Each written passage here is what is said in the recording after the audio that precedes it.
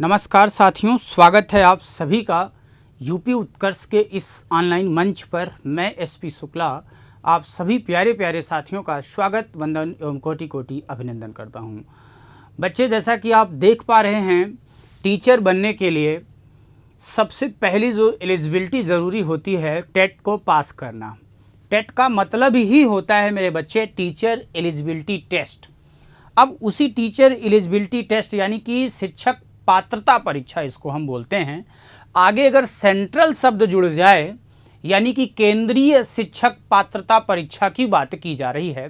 जब केंद्रीय शब्द जुड़ जाता है तो आप किसी भी एग्ज़ाम में बैठिए, किसी भी स्टेट के एग्ज़ाम में बैठिए, टीचर एलिजिबिलिटी टेस्ट में, जैसे आप मान लीजिए यूपी से हैं तो यूपी टेट आप जैसे करते हो, एमपी से एमपी टेट, राजस्थान से हो आप रीट, हरियाणा से हो आप एच टेट, अलग अलग जो टेट करने की ज़रूरत होती है वो ज़रूरत आपको समाप्त हो जाती है यदि आप टीचर एलिजिबिलिटी टेस्ट में सेंट्रल एलिजिबिलिटी टेस्ट को, यानी सेंट्रल टीचर एलिजिबिलिटी टेस्ट यानी कि केंद्रीय शिक्षक पात्रता परीक्षा पास कर लेते हो।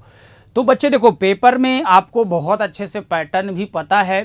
30 क्वेश्चंस के पैटर्न को देखते हुए टोटल 150 प्रश्न जो अभी तक पूछे जा रहे थे, उसमें जो एक एलिजिबिलिटी का एक क्राइटेरिया होता है अमूमन सा 90+, बहुत इसमें हाई स्कोर लो स्कोर का भी बहुत मायने नहीं रखता है।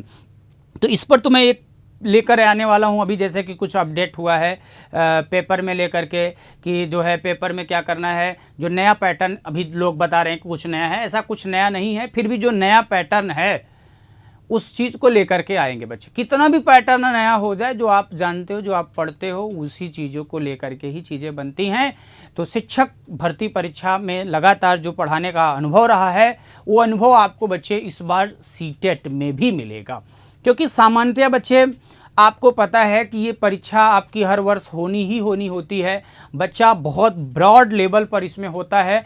तो इस चीज़ को देखते हुए आपके जो विषय हैं, चाहे वह हिंदी हो, संस्कृत हो, संस्कृत और अंग्रेजी में तो बच्चे मान लो कि कॉमन सी स्थिति होती है कि आप संस्कृत लोगे या इंग्लिश लोगे, और उसके बाद बच्चे हिंदी तो आपको पढ़नी ही है, मैथ्स हो गई, और मैथ के साथ आपका सीडीपी चाइल्ड डेवलपमेंट और इसमें शिक्षण वाला जो रोल है उसका बहुत बड़ा रोल होता है।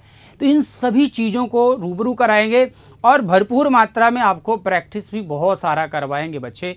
इस चीज़ के लिए भी आप बच्चों को तैयार रहना है।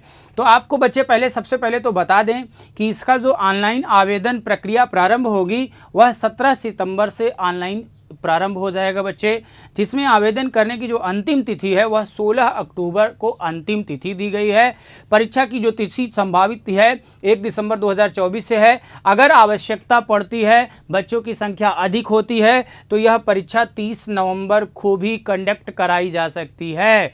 यानी कि बच्चे 30 नवंबर को भी ये परीक्षा आपकी हो सकती है। तो एक बहुत अच्छा है बच्चे।